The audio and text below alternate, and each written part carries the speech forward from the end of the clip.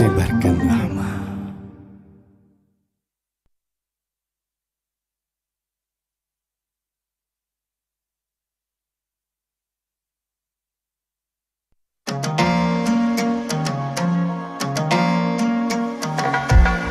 Rasa bagaikan ia yang ku tunggu kan tertumpuk.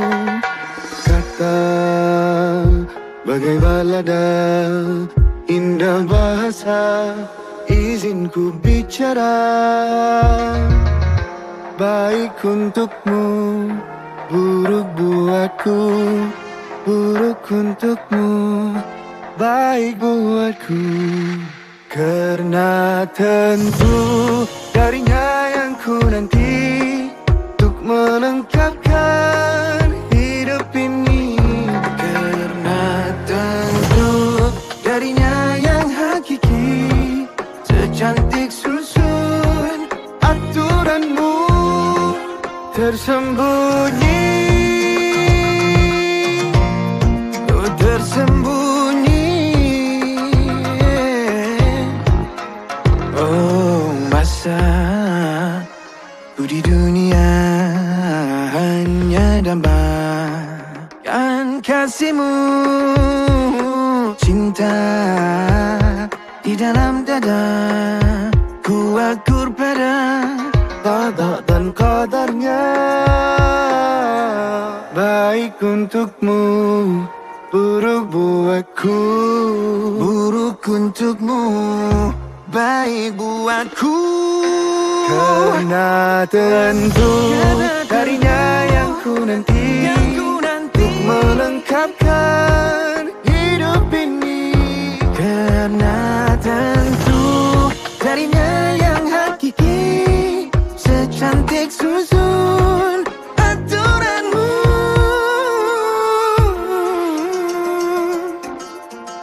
Dan mereka merancang, Allah juga merancang.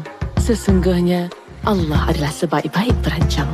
Jodoh, ajal dan rezekiku, terima tentu takdirnya.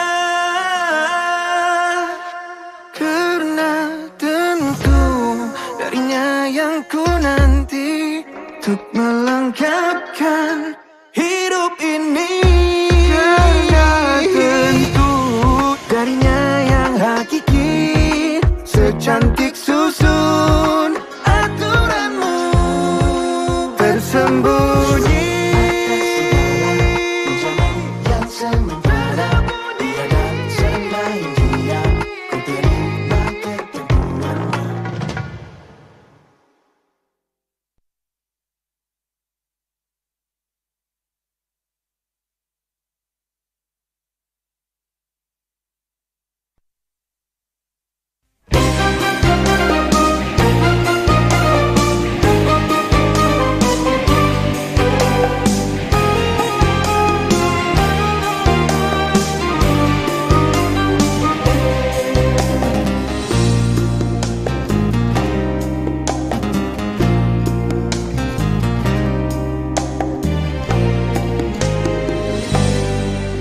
Allah Maha Sempurna, tak ada keraguan.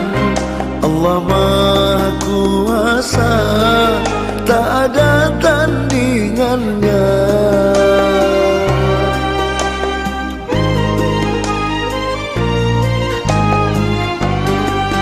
Allah luar biasa, diciptakan alam semesta dan segala isinya tersedia untuk hambanya. Baik, assalamualaikum warahmatullahi wabarakatuh. Pendengar muslimin dan muslimat, pendengar Radio Republik Indonesia menjadi dimanapun Anda berada. Senang kembali menjumpai Anda sore hari ini untuk Kamis 25 Mei 2023 di program Keluarga Sakinah. Dan hari ini adalah lanjutan dari program Keluarga Sakinah sebelumnya dengan tema atau topik saat janji telah terikrarkan dengan kuat. Dan hari ini merupakan bagian yang kelima Bersama kembali narasumber saya sore hari ini Ustadz Furqan Mawardi MP. Ya, assalamualaikum Ustadz. Waalaikumsalam warahmatullahi wabarakatuh. Insya Allah sehat sore ini Ustadz ya. Alhamdulillah. Kita sehat selalu. Oke. Kayaknya terakhir Ramadan Ustadz ya. Anda sudah. Oh ya, sudah Lebaran juga. Lebaran sudah jumpa. Oh iya. Pekan lalu kamu hadir apa? Tiangnya dipindahkan apa? Oh iya betul. Masih ada perbaikan ya untuk tiang pemancar dan hari ini alhamdulillah sudah bisa mengudara kembali. Baik, dan mungkin hari ini juga pendengar yang terbiasa bersama kami melalui Facebook. Sore hari ini kami tidak dapat melanjutkan ya untuk menemani pendengar dari Facebook juga. Jadi kami ada live streaming di YouTube RRI Mamuju sore hari ini. Silakan Anda bisa mengakses YouTube RRI Mamuju dan melihat live kami di sana untuk memberikan komentarnya ataupun juga bisa bertanya langsung ke 0822 9609 0996 atau 0426 23 22443. Boleh juga melalui WhatsApp ataupun SMS serta di layanan telepon tadi. Insya Allah sore hari ini di bagian kelima ini fokus pembahasannya mengenai mahar. Insya Allah Ustadz ya. Yep. Kurang lebih begitu. Mahar ini kalau misalnya dipahami bisa jadi murah Ustadz ya. Tapi kalau melihat pandangan secara umum bisa jadi hal yang kayaknya di pandangan oleh orang Sulawesi sesuatu yang sangat mahal. Kalau begitu langsung saja sore hari ini kita persilakan kembali Ustadz Furqan untuk melanjutkan pembahasan kita. Baik Mas Sugi, terima kasih. Alhamdulillahirabbil alamin. Alladzi anzala as-sakinata fi qulubil mu'minin liyazdadu imanan ma'a imanihim. Allahumma shalli ala Muhammad wa ala alihi wa ashabihi ajma'in, amma ba'd. Para pemirsa Radio Mamuju, bila khusus pendengar setia di rubrik kita Keluarga Sakinah setiap hari Kamis jam 4 sore ya sampai jam 5 ya. Pekan lalu kita tidak bisa mengudara karena RRI ini sementara mau dibangun menjadi lebih besar lagi. Amin insya Allah Ustaz. Jadi sedikit ada gangguan. Saya Mbak Hijrah itu di Japri. Saat ini tetap bisa live Facebook, tapi RRI-nya pemancarnya saya pemancarnya tidak. Tiangnya. Ya. Saya bilang enggak usah dulu lah. Karena kalau buka RRI nanti jadi FBRI kan, ya. Facebook Republik Indonesia. Sementara kan kita namanya RRI kan. Iya betul. Tetap radionya. Radionya. Ya. Nanti dikira dikudeta sama Facebook kan. Repot. Baiklah. Para pemirsa, pendengar dimanapun berada. Jadi mahar ini adalah salah satu ya. Salah satu syarat sahnya nikah gitu kan. Meskipun ada beberapa ulama yang mengatakan ya dia tidak masuk. Tapi Imam Syafi'i ini mensyaratkan bahwa ini harus ada. Nah, cuma berbeda lagi apakah disebutkan atau tidak. Okay. Ya. Kalau Ibnu Taimiyah ya lebih baik disebutkan, ya, supaya nanti tidak terjadi perselisihan. Karena jangan sampai antara yang karena tidak disebutkan, ya kan, akhirnya nanti ada terjadi masalah di belakang. Ya. Kalau disebutkan jelas. Apalagi sekarang kan eranya canggih, ya, langsung bisa direkam, ya kan. Jadi semacam kontraknya jelas, Ustaz, ya. Ya, maharnya misalnya 10 gram, ya, atau 10 gram emas dan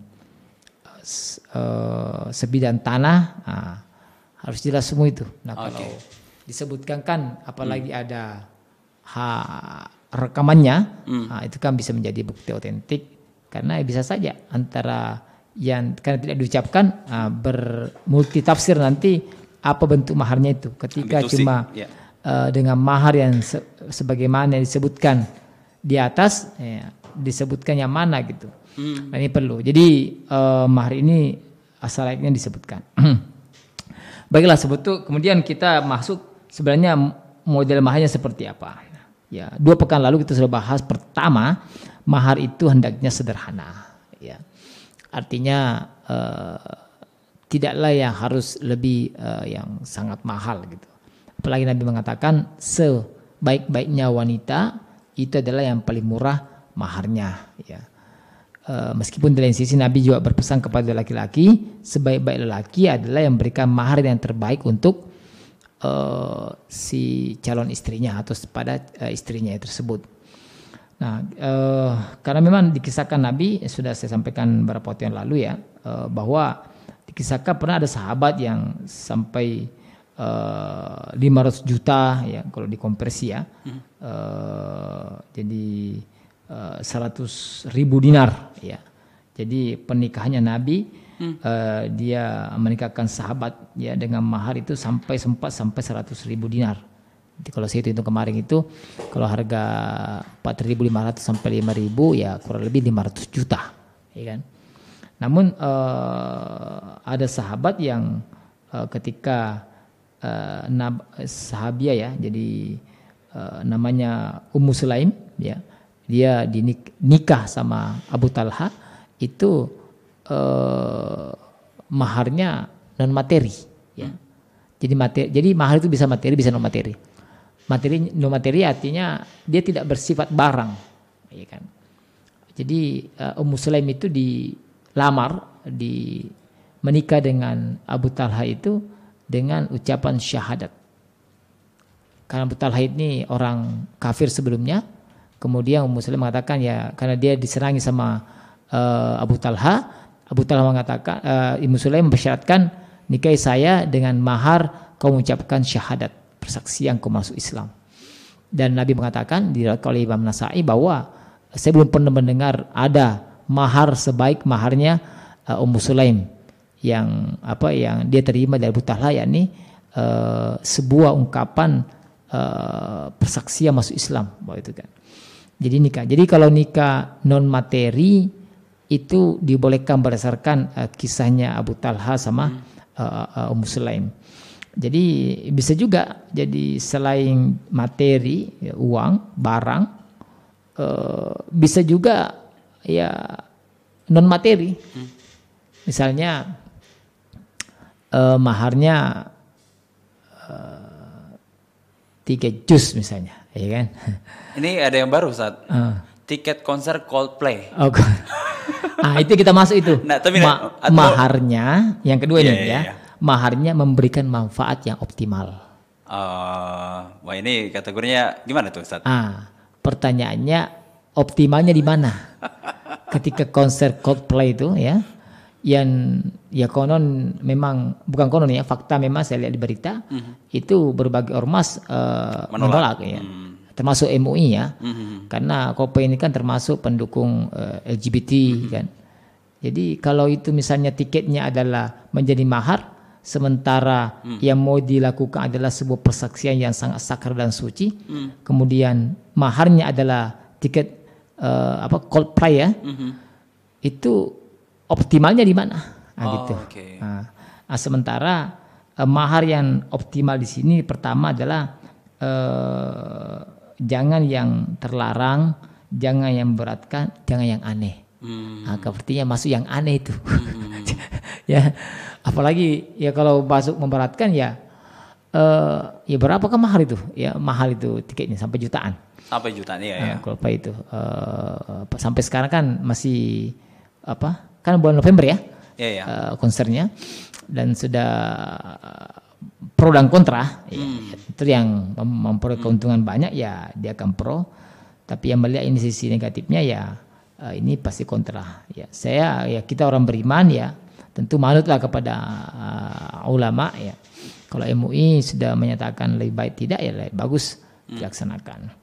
Jadi mahar itu pertama memberikan manfaat optimal, artinya satu jangan yang terlarang. Apa yang terlarang itu ya semua yang dilarang oleh agama, ya kan? Dengan mahar 2 ekor babi ya kan jelas nggak boleh. Ya, kan? Ya jadi sesuatu yang sifatnya haram ya itu dihindari. Kemudian yang memberatkan ini ya penting ya. Jadi mahar itu jangan sampai memberatkan pihak laki-laki. Jadi ya makanya ketika ini harus penting semua dimusyawarahkan dan disepakati. Ya jadi mahar itu sesuai kemampuannya. Perempuan juga jangan terlalu memasang tinggi. Termasuk ke pihak keluarga. Ya. Jadi ya sesuai kemampuannya si dari pihak laki-laki. Jangan dimanfaatkan. Tapi ada yang bilang Ustadz katanya bahwa mahar ini sebenarnya lebih kepada nilai perempuan itu sendiri. Baik, itu penting. Itu adalah sebuah pemahaman yang keliru ketika menyamakan bahwa setinggi maharmu itulah setinggi harga dirimu. Enggak. Itu sama sekali pemahaman yang keliru. Ya, bisa bayangkan kalau Nabi mengatakan sebaik-baik wanita adalah termurah maharnya, maka wanita mana itu berarti kalau maupun mukhalafahnya pemahaman terbaliknya, berarti yang paling mahal sebenarnya itu adalah perempuan yang terburuk. Oh iya kalau melihat itunya Ustaz ya. Pemahaman terbaliknya ya, mahful mukhalafahnya dalam kaidah. Jadi bukan diukur bahwa perempuan itu dengan nominal mahar ya, apalagi nominal materi ya. Perempuan itu tidak bisa dinilai ya, apalagi kalau wanita solehah ya kan. Dunia mata'un wa khairul mata' al-mar'atu solehah, kan begitu kata Nabi ya. Jadi dunia adalah perhiasan dan sebaik-baik perhiasan itu adalah wanita solehah. Jadi ketika calonnya yang kita sudah garap berapa episode itu mengenai tahapan-tahapan mencari pasangan ya, tentu yang soleha. Nah, kalau soleha ini tidak ada ukurannya dia dengan nominal, tidak ada ukurannya dia materi, karena dia tidak akan sepadan. Dia sebaik-baiknya dari di atasnya makom harta. Cuma ada sebagai penghormatan, ada kesungguhan seorang laki-laki memberikan yang terbaik kepada wanita. Apalagi kita orang Sulawesi.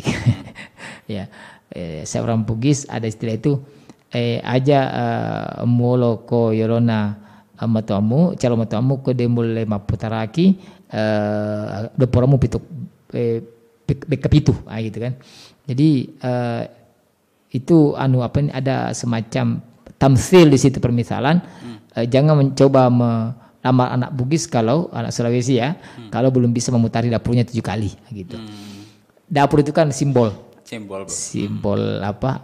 kehidupan ya gitu kan. Jadi artinya memutari 7 kali itu artinya ya kemampuan modalmu itu ya minim 7 gitu kan. Artinya angka 7 itu artinya ya Anda mempunyai kekuatan modal di situ. Namun itu bukan mutlak ya, bukan mutlak. Artinya karena di lain sisi Nabi mengatakan juga ya, sebaik-baik kamu wahai kaum laki-laki yang berikan yang terbaik maharnya kepada suami. Nah, terbaik di sini tentu mempunyai makna banyak, tergantung konteksnya. Ya, ketika misalnya di tempat itu ya Al-Quran masih kurang ya, dan memang perempuannya membutuhkan itu, maka ketika diberikan Al-Quran beserta tafsirnya, tentu itu sebuah yang istimewa sekali, kayak gitu. Ya. Tapi ketika yang mau dikasih perempuan yang sudah mahir ngaji ya, bahkan sudah jago bahasa Arab, dikasih Al-Quran dan tafsirnya, itu kebaikannya tidak terlalu ya. Oke. Tapi ketika misalnya yang perempuan ini mau dibimbing ya, dengan nanti diberikan Al-Quran beserta yang ada tajwidnya, bahkan ada Al-Quran sekarang itu yang sudah mampu memberikan penjelasan maksud nuzul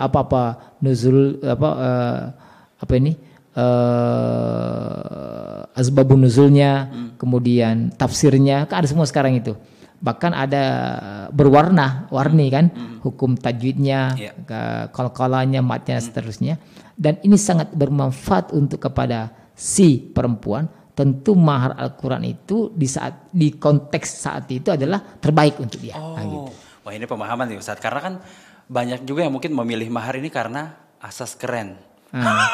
Iya kan, biasanya mungkin ya karena Al-Quran, apalagi kan di Indonesia kan begitu ada seperangkat alat sholat dan sebagainya, itu juga ada turun-temurun sampai sekarang kayak sesuatu yang keren deh kayaknya dengan begitu. Tapi ternyata ada konteks. Harusnya asasnya adalah manfaat. Manfaat. Jadi ketika misalnya kenapa alat sholat? Karena zaman dulu jadi pakaian sholat penutup badan itu kan barang yang asing di saat itu. Kita kan orang Indonesia kan ya pakainya kan ya kemben, orang Jawa mengatakan kan. Ya kemben. Yang, ya masih banyak lah daerah pegunungan di sini kalau mandi pinggir jalan itu. Iya. Nah, pakaian menutup itu kan sesuatu yang asing. Sehingga ketika dibawa ke ranah kegiatan pernikahan yang sakral, maka itu menjadi barang yang istimewa. Oh, jadi tepat waktu itu. Tapi itu. Dan konteks saat ini saya kira Setiap rumah kan ada. tiap rumah sudah ada. Ya kan? Setiap perempuan malah rata-rata pasti punya mukena. Ya. Quran. Ya. Kenapa tidak misalnya dengan seperangkat jilbab yang kekinian. Oh, iya. Ya kan? Jubah yang kekinian, gitu kan? Sekarang kan Tidak ada inspirasi nih Ustaz. oh ya harus terinspirasi. Iya. Keluarga Sakina harus terinspirasi. Iya, betul. Karena banyak pemuda yang mendengarkan akhirnya kan bisa punya satu semangat tersendiri mungkin untuk menyiapkan maharnya. Ya. Seperangkat ya pakaian muslim ya. Sekarang sudah banyak ya. Pakaian yang khusus perempuan yang jilbab yang bagus, yang keren ya, yang kainnya bagus ya. Ya seragam dengan bajunya sampai kos kakinya gitu kan. Tapi boleh nggak sih Ustadz? Ini kan kita ngomong dari kacamata pemuda yang mungkin sekarang juga kegiatan sosialnya banyak. Semacam lembaga sosial misalnya yang menjadi bagian dari mahar boleh nggak? Maksudnya? Ya semacam mungkin rumah singgah atau apa. Ini kan juga asas manfaatnya ada. Oke gini. Jadi mahar itu adalah milik perempuan. Okay. Jadi ketika diberikan kepada perempuan itu miliknya. Oh iya. Ya tapi kan bisa jadi kan. Nah, misalnya rumah singgah tapi si pemilik ini perempuan. Kalau nanti itu sudah dibicarakan sebelumnya dan diberikan kepada perempuan dan itu miliknya. Jadi berupa tanah beserta bangunannya. Gitu. Nanti kemanfaatannya silakan nanti perempuan. Oh begitu. Gitu. Jadi sebutkan saya tanah beserta bangunannya. Oh iya. Kemanfaatannya. Seperangkat buku, buku tentang psikologi wanita, rumah tangga, ya kan? Oh, iya kado, kayak itu. Nah, saya punya buku tentang kado pernikahan untuk istriku tebal itu, belum selesai saya membaca psikologi wanita. Itu kan jauh lebih apalagi kalau bukunya Fauzi Azim itu ya, jadi terkait mengenai kado untuk istriku yang tebal itu. Oh iya. Itu termasuk mungkin juga buku-buku parenting kan Ustaz? Ya. Jadi artinya untuk sebagai aksesoris dari tadi ya, dengan 15 gram emas dan buku kan gitu, sebagai literasi kan. Nah tentu ini akan jauh lebih optimal pemanfaatannya. Nah kita kan ini kebanyakan hanya ikutan gitu. Jadi seperangkat alat sholat dibayar tunai gitu kan. Padahal perempuan sudah punya alat sholat juga gitu kan. Berapa sih mau dipakai ketika orang sholat kan cuma satu. Apalagi kita ini orang Indonesia hanya pakai alat sholat ketika sholat gitu. Ya. Oke. Beda dengan Turki itu kan apa yang dipakai itu dipakai sholat. Oh gitu. Iya. Jadi pakaian mukena itu sebenarnya kan hanya ada di Asia Tenggara. Malaysia, Indonesia, Thailand, Filipina, ya termasuk kita Indonesia itu daerah. Tapi daerah-daerah Eropa ke sana itu pakaian mukenanya itu enggak terlalu ya. Dan karena kita orang Asia Tenggara kita merasa aneh. Asia, ya gitu melihat begitu. Iya. Ya itu kan aja, itu culture aja sebenarnya. Intinya kan memang kan soal itu kan menutup aurat. Ya ketika dia sudah menutup aurat sudah selesai dia, gitu. Hukumnya ya. Ya jadi ada memang historinya itu ya. Kenapa ada mukena ketika saya pelajari dulu itu tadi jadi salah satu cara ulama kita dulu itu menutupkan auratnya perempuan yang terbuka itu ketika menghadap Tuhannya ya diberikan pakaian khusus. Nah itulah mukena. Semacam upaya memperkenalkan juga berarti waktu itu untuk Indonesia. Untuk menutup auratnya, gitu. Maka diberikanlah pakaian khusus. Oke. Nah itulah berupa mukena. Kita teruskan nanti boleh Ustadz ya? Boleh. Dan kita ke partisipasi dulu yang masuk sore hari ini lumayan ramai juga. Saya jumpai ini banyak yang kasih assalamualaikum juga ya, waalaikumsalam untuk Risma Yani Amri, Aulia Ulfa, Siti Reski Alvira, Deliana, kemudian Indra Yusuf juga, Nur Arifah, dan sore hari ini untuk pertanyaan yang masuk dari Andi Rifki Haq, bertanya Ustadz, bagaimana hukum dari pernikahan yang mengalami konflik antara keluarga dua mempelai? Ini terjadi karena persoalan mahar. Dan bahkan kedua keluarga ini renggang. Apakah pernikahan sah atau tidak Ustadz? Baik. Apa masalahnya? Karena maharnya yang kedua belah pihaknya nggak cocok. Oh belum cocok. Ya. Jadi inilah pentingnya dari awal saya katakan dulu kajian kita pertama awal dulu. Ini pentingnya kita belajar ya sebelum menikah itu. Jadi ini perlu betul ilmu parenting ini ya. Jadi saya sekarang masuk ini kalau cara khotbah Jumat itu parenting saya. Jadi tentang tugasnya suami kayak gitu. Di mana sekarang itu. Jadi khotbah Jumat saya itu 2 pekan lalu saya di Kodim. Pekan lalu di masjidnya Kompleks Bupati ya di Al-Wahhab. Jadi karena saya momentum itu disitulah berkumpul para lelaki, para orang tua, para orang-orang yang sudah menikah atau yang mau menikah. Ya momentum itu ingat jamaah terbanyak orang ketika Jumat itu tidak. Dan momentum terbaik itu untuk masuk ke parenting juga. Jadi karena problem rumah tangga itu kan. Jadi itu hari saya 2 pekan lalu saya di Kodim saya katakan begini. Dulu tema saya adalah peran alumni Ramadan ya untuk mempertahankan keutuhan keluarga. Bapak tentara, saya belum bahas mengenai peran alumni terhadap keutuhan negara. Karena bagi saya keluarga baik, negara baik. Iya. Jadi miniatur negara itu ada di keluarga. Negara dimulai dari keluarga. Betul, miniaturnya. Iya. Jadi ketika keluarga baik dan rata-rata keluarga baik, satu lingkungannya baik, maka kelurahan menjadi baik. RT jadi baik, RW jadi baik, kecamatan baik, kabupatennya baik, provinsinya baik, negaranya kuat, gitu.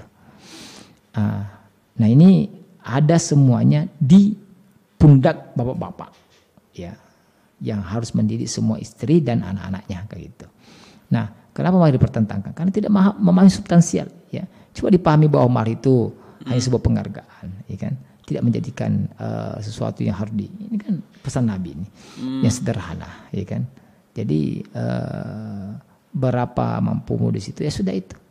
Nabi kan mengatakan sebaik-baik wanita. Jadi pihak laki-laki seharusnya perempuan itu memahami sebaik-baik wanita. Artinya sebaik-baik wanita dan keluarganya itu adalah yang termurah maharnya.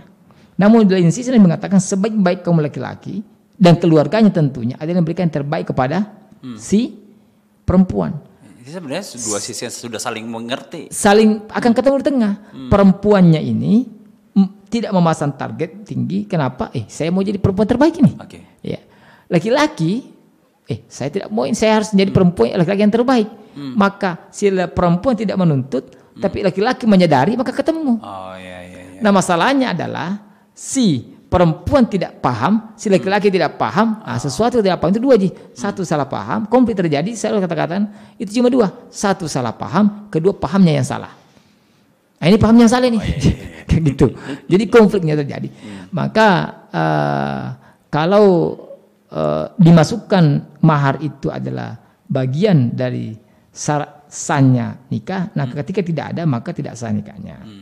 Maka konfliknya paling baik adalah ya islah. Ya kan? Jadi islah artinya ya sama-sama berdamai. Ya. Kemudian kedua, kalau terjadi konflik dan 2 ini tidak bisa menyelesaikan, perintah Al-Quran fas'alu ahla dzikri, bertanyalah kepada ahlinya, ya kan?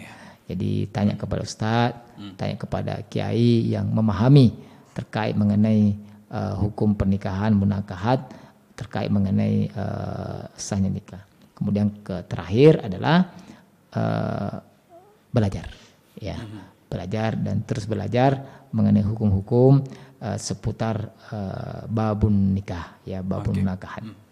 Tapi kan di sini yang jadi pertanyaan berarti kalau case-nya seperti ini, berarti pernikahannya sudah selesai, saksi juga sudah menyatakan sah, tapi sah nggak? Kalau sudah disebutkan semua dan saksi mengatakan sah dan unsur 5 yang sudah sah sudah sah itu. Oh ya, urusan keluarga, urusan belakang berarti Ustaz. Mengenai ini terima atau tidak. Lah, kan yang ketika nikah itu kan berarti kan ada dari pihak perempuan yang menjadi saksi kan gitu. Kemudian yang menikahkan kan dari pihak perempuan. Oh iya. Jadi seharusnya ketika sudah menyerahkan seperti itu sudah selesai. Kalau selesai kemudian Anda mempertanyakan, waduh berarti tadi tidak memahami hakikat pernikahan. Oh, ya. Sudah hakikat pernikahan. Oh, ya. Sudah diserahkan, kemudian di pihak keluarganya juga sudah mensahkan, baru mau dipermasalahkan, berarti ini keliru. Jadi terlambat mempermasalahkannya. Solusinya ya diridokan aja. Oh, ya. Karena istilahnya orang sini manoko-noko ji. Ya, manoko. Salah noko itu. Saya teruskan ke Siti Reski Alvira sore hari ini. Kayaknya ini lanjutannya juga. Siapa yang sebenarnya berhak untuk menentukan maharnya? Jadi jumlah mahar memang tidak pernah ada Nabi memesankan bahwa sekian. Ya, sekian. Jadi tinggal keridoan aja. Oke. Jadi tapi laki yang gentle itu boleh nanya. Oh, iya. Mau apa? Tapi kan iya, karena di sini dia pertanyaannya tadi yang berhak menentukan mahar menurut syariat Islam siapa? Jadi kalau karena yang mau memberi adalah laki-laki. Oh iya. Tentu laki-laki. Saya mau kasih apa ini calon istri saya ya saya gitu kan. Oh, iya tapi juga. Jumlahnya itu tidak ada berapa jumlahnya. Tapi yang menentukan saya memberi apa dan bagaimana itu ya tentu di pihak laki-laki. Ya. Apakah saya memberikan cincin, ya, berlian, berapa gram, berapa semua itu laki-laki. Namun berapa jumlahnya, berapa gramnya, berapa apakah dia mau yang apakah dia yang mau materi atau non materi, terserah laki-laki. Namun akan lebih gentle ketika disampaikan kepada si perempuan, adek ya, calon bidadariku ya, gitu kan, mau apa, ya kan, mahar tak, jangan sampai langsung belikan cincin ternyata banyak cincin tak, atau tidak suka pakai cincin, ya kan. Atau jangan sampai kebalikan gelang, ya kan? Ternyata kita tidak suka pakai gelang begitu, ya kan? Tidak suka pakai begitu karena kalau pakai begitu, kan ada perempuan itu maronjo. Kayak alergi ya. Maronjo. Jadi di mana simpan situ dia lupa. Oh iya. Nah, ya disebutkan saja saya emasnya yang sifatnya batangan aja. Ada yang emas batangan itu yang bergram-gram itu kan? Iya, bisa jadi aset juga katanya. Nah, bisa jadi aset. Nah, tentu obrolan atau musyawarah diskusi seperti ini menarik, akan lebih baik disampaikan sebelumnya. Tapi perempuan yang juga bijak, enggak ji Pak, enggak ji. Saya tidak menuntut dia apa-apa, ya kan? Sesuai kemampuan. Ini jadi ketemu. Jadi laki-lakinya gentle, artinya memahami bahwa saya mau memberikan, makanya saya menawarkan mau apa. Tetapi perempuan merendah diri bahwa ya maki susah ya. Saya tidak menuntut ji. Apa ji kita kasih Kak, saya terima sesuai kemampuan tak. Woi, apa kalau begitu? Wah itu. Tapi kan biasa juga ada memang sebelum acara-acara kan biasa ada orang tuh yang selalu mewakili Ustadz ya. Untuk ada obrolan-obrolan apalah dulu. Recommended tidak Ustadz untuk memasukkan juga materi-materi seperti itu untuk dibahas. Baik, jadi begini. Pertemuan keluarga itu satu harus niatnya. Oke. Bagaimana nikah ini lancar dengan tenang, aman, dan tidak ada pihak yang diberatkan. Oke. Jadi tidak ada pihak yang diberatkan. Jadi karena konsep nikah itu adalah at-taisir kata Nabi. Itu adalah mudahkan, ya, jangan mempersulit. Dan memang nikah itu ya sebaiknya dimudahkan, ya. Karena apa yang sulit, ya kan? Dia hanya membutuhkan beberapa menit, ya kan? Tidak perlu ibadah yang banyak. Haji itu kan berat itu, ya kan? Harus ke Mekah, ya kan? Keliling Ka'bah, tawaf, ya, kemudian sa'i, ya, melempar jumroh dan seterusnya. Ya, puasa 30 hari. Ya kan? Nah, nikah itu cuma sebentar. Hanya beberapa menit saja. Cuma kan hitungannya setelahnya. Setelah akadnya itu loh. Itu kan membutuhkan perjuangan yang berat dan itu dihitung pahala memang. Oke. Tapi kan artinya prosesnya untuk disahkan menjadi sah itu kan Nabi ada walimu, ya ada pasanganmu, ada walimu, ikrarkan, sebutkan maharnya, saksi sah atau tidak, selesai. Menarik Ustaz ya? Tidak bisa kok memang cincin emas, ya cincin emas mau, ya kan? Gak begitu. Jadi tidak bisa cincin emas, pembeli cincin mau, Oh, ya iya, kan? Dan seterusnya. Karena prosesi ibadahnya justru setelah nikah kan Ustadz ya. setelahnya. Nah, Itu yang panjang itu, yang harus dipelihara. Ini nanti habis-habis materinya nanti.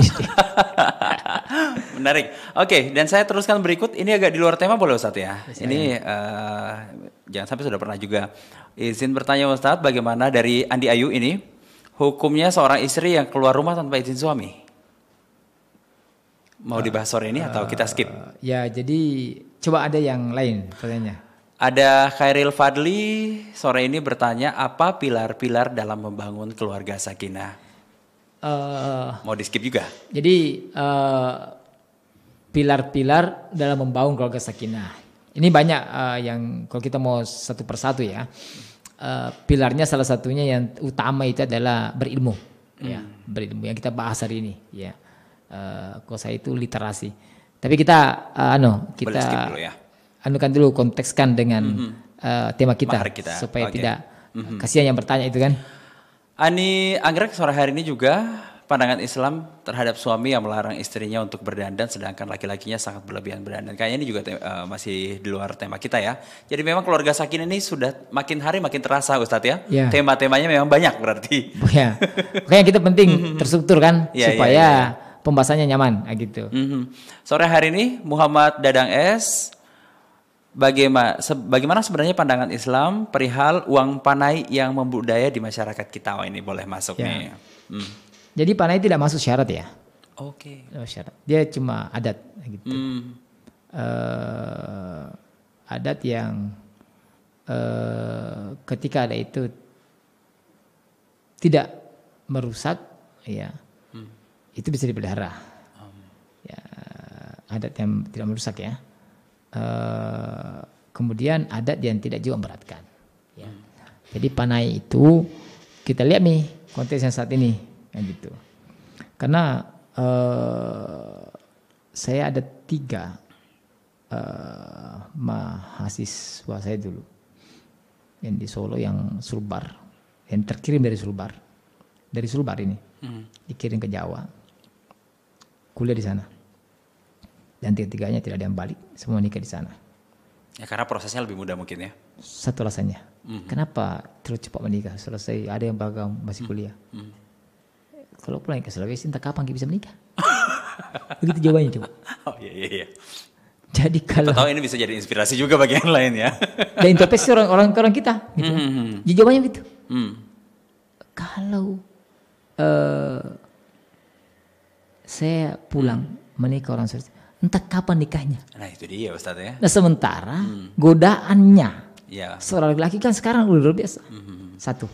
Yang kedua, dia bilang begini, orang tuanya datang ke saya.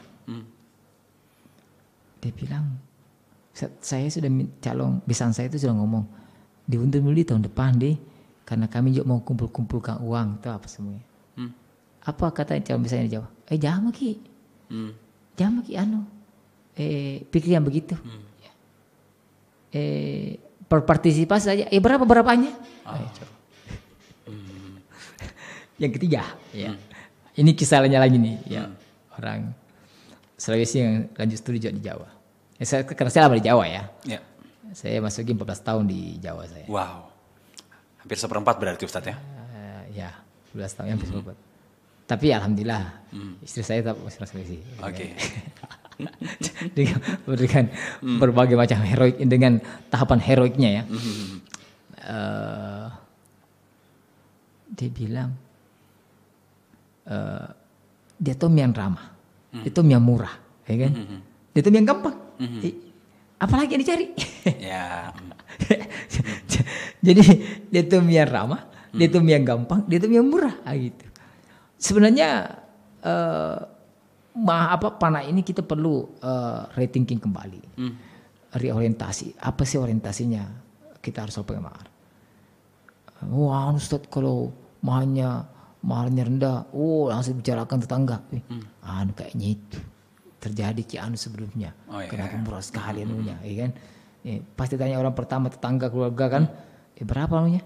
Segitu tingginya sekolahmu itu begitu nak kasihkan kok. Jadi Inilah ini provokator-provokator yang terkadang yang Tetangga powerful Ustadz ya. ya.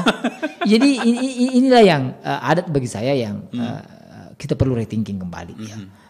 Reformulasi lah, ya kan. Artinya carilah formulasi yang memang memudahkan.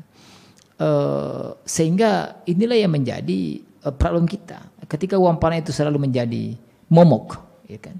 Maka jangan salah, banyak orang terlambat nikah. Atau kasus seperti tadi ini, orang Sulawesi yang keluar, sehingga banyak yang di PWRI itu, ya. Persatuan Perawan Republik Indonesia. Itu problem, dan itu fakta. Gitu. Coba bisa kalau ada yang mau survei, coba, ya kan? Ada berapa orang yang saya temui laki-laki itu, ini kenapa masih kumpul-kumpul Pak? Masih kumpul-kumpul, ya kan? Kumpul bukan untuk mahar, bukan untuk panai, ya kan? Dan sementara panai itu habis. Sebenarnya kalau mau bersungguh-sungguh mau betul yang terbaik, ya mahar. Karena mahar itu yang tinggal, yang menjadi haknya penuh istri. Nah kalau panai itu kan lebih kepada ya apa? Pesta, ya kan? Dan pesta itu kata Nabi, ya itu kan unsurnya adalah iklankan, syiarkan, informasikan bahwa adalah menikah. Itulah gunanya. Maka kata Nabi, pukullah gendang, kan gitu kan. Jadi iklankan, syiarkan bahwa adalah menikah, informasikan bahasa kita sekarang. Bahasa kerennya lain sekarang adalah apa? Viralkan. Jadi maksud dari sebenarnya pesta itu, sehingga perlu ada bunyi-bunyian. Nah sekarang kalau kita berbahas konteksnya saat ini, sebenarnya pesta pun juga akan sudah hilang ketika terganti dengan media sosial. Cukup dia nikah di situ di kantor Kemenak atau di masjid, viralkan, selesai. Tersampaikan pesan Nabi itu. Sekarang jangankan di Facebook bisa live, YouTube bisa live, seluruh dunia bisa nonton, keluarganya di Rio, keluarganya di mana pun bisa lihat. Artinya pesan Nabi itu tersampaikan. Berarti ini jawabannya Ustadz ya. Terselesaikan. Panai ini sebenarnya diselesaikan dengan ya tersiarkannya tadi. Ya, artinya pesta yang menghabiskan, ada dua orang Islam itu selalu mubazir, satu nikah. Itu yang banyak menghamburkan uang banyak itu. Yang kedua adalah Idul Fitri. Ya. Ramadan sampai Idul Fitri. Yang seharusnya Ramadan itu sebenarnya kita kurang belanja karena kita puasa, tapi justru berbalik sampai Lebaran. Sampai Lebaran. Yang kedua itu nikah. Ya, nikah katanya mau syiarkan, tapi itu yang banyak letak bezir. Apalagi di pesta itu justru banyak melanggar. Undang penyanyi dangdut yang seronok itu kan, yang joget, yang memperlihatkan aurat. Mustahil keberkahan rumah tangga akan terjadi ketika campur seperti itu. Nah ini tadi terbayarkan dengan uang mahar. Jadi justru mahar yang membawa bencana kayak gitu. Yang kita rindukan, oke lah ada mahar begitu supaya iklankan, orang tahu sehingga mendoakan. Kan begitu. Jadi substansi pesta itu kan sebenarnya, coba lihat kartu undangan. Apakah isinya silakan datang untuk melihat dangdutan? Enggak. Kami datang untuk makan malam, makan siang, enggak. Tapi apa? Mohon kehadiran dan doa restunya. Jadi substansi orang mengiklankan, menginformasikan, mengundang sebenarnya adalah supaya Anda tahu dan berikan doa. Siap. Gitu. Dan tuntunannya semua ada doanya. Ya, barakallahu lakuma wa baraka alaikuma wa jama' bainakuma fi khair dan seterusnya. Gitu kan. Dan memang undangannya itu. Ya kan? Nah, ketika misalnya informasi itu bisa di-share, apalagi sekarang kan ada undangan ya, undangan digital ya, yang sudah menggantikan semua, ya kan? Sudah undangan digital, bahkan sudah sampai nomor rekeningnya kan, bahkan langsung ada ucapan-ucapannya itu, ya kan? Ada doanya apa semua sebagainya. Scan code-nya juga sudah ada. Saya punya grup alumni itu, ya, yang tersebar isinya Sabang sampai Merauke, yang mahasiswa saya dulu di Solo itu. Tak ada menikah, ada itu, dan enak sekali, ya.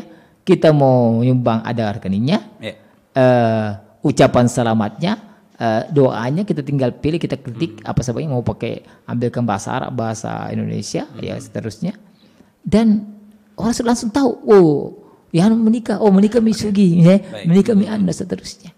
Tanpa kehadiran fisik yang menghasilkan hanya menghabiskan energi, ya, substansinya sudah masuk, ya, bahkan tersave, terbaik, tersimpan semua kan. Ya, apalagi doa-doa itu.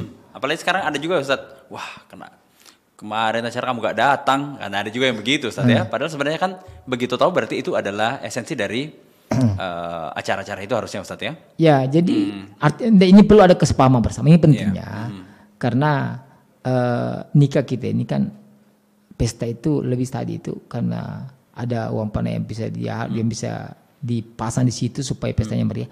Yang kedua adanya balas budi. Ini kau tidak datang nanti, kemarin datang anunya, ya kan?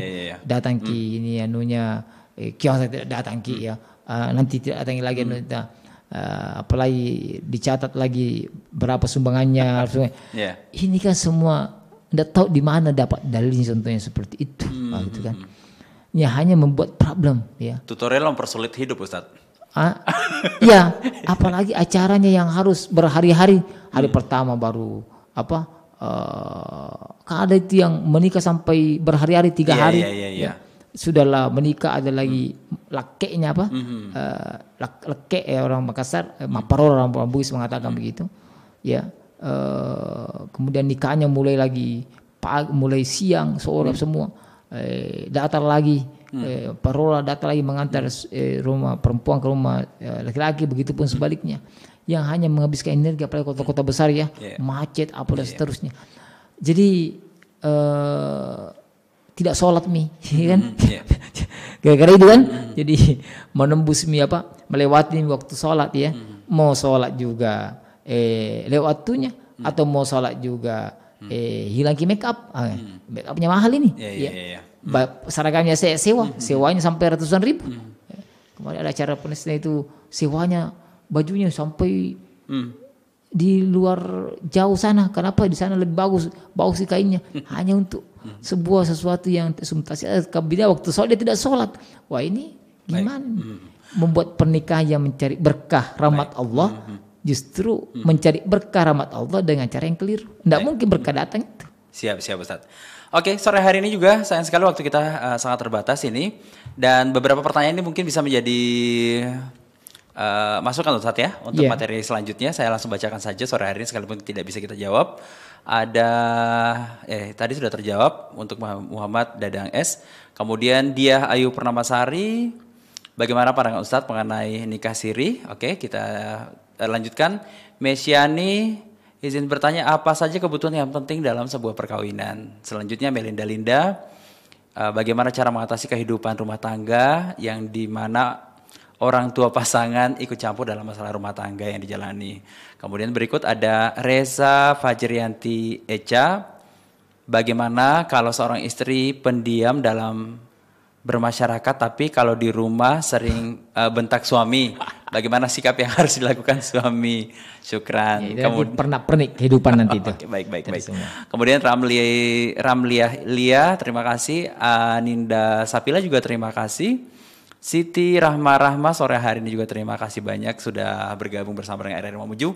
Mungkin pertanyaan sore hari ini tetap kita coba tampung Ustaz ya.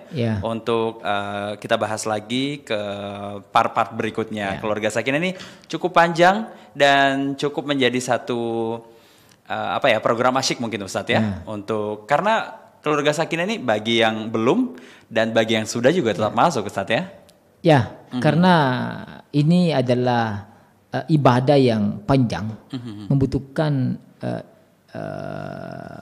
semacam perjalanan panjang. Ya, kalau orang naik mobil itu membutuhkan persiapan yang panjang juga. Jadi bensinnya yang bagus, olinya yang mantap, bahkan perlu mobilnya selalu diservis. Kan. Begitulah.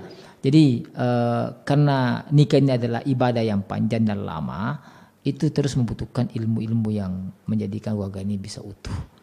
Karena sakinah itu sebenarnya adalah finish dari proses menjalani kehidupan yang penuh dengan pernak-pernik. Namun yakinlah semuanya ketika di ilmu itu, ya kan? Ketika orang berilmu itu kan maka aman dia. Man arada dunya fa'alai bil ilmi, artinya barang siapa merindukan kenyamanan dunia maka penuh dengan ilmu. Kalau sekiranya di dunia ini ada sorga, maka sorga itu sebenarnya ada di keluarga yang bahagia. Begitupun sebaliknya, ketika sekiranya di dunia ini ada neraka, maka neraka itu adalah ada di keluarga yang tidak bahagia, tengkar terus, berkelahi terus, ngomel-ngomelan terus. Sebenarnya itulah gambaran neraka di dunia. Tapi ketika sorga itu ada di dunia, maka sorga itu adalah di rumah tangga yang bahagia, mawaddah warahmah, dipenuhi dengan kesakinahan. Baik, terima kasih banyak Ustadz. Sore hari ini kita sudah bahas panjang. Ini bisa berapa SKS nih Ustadz? Nilainya untuk mahar aja. Ini kita sudah hampir setengah tahun mungkin kita ini. Oke. Cukup panjang ya. Sudah hampir 2 semester ya. Baiklah, dan pendengar, kami temani Anda, insya Allah minggu depan bisa kembali menyapa Anda dan siapkan juga apa yang menjadi pertanyaan Anda selama ini mungkin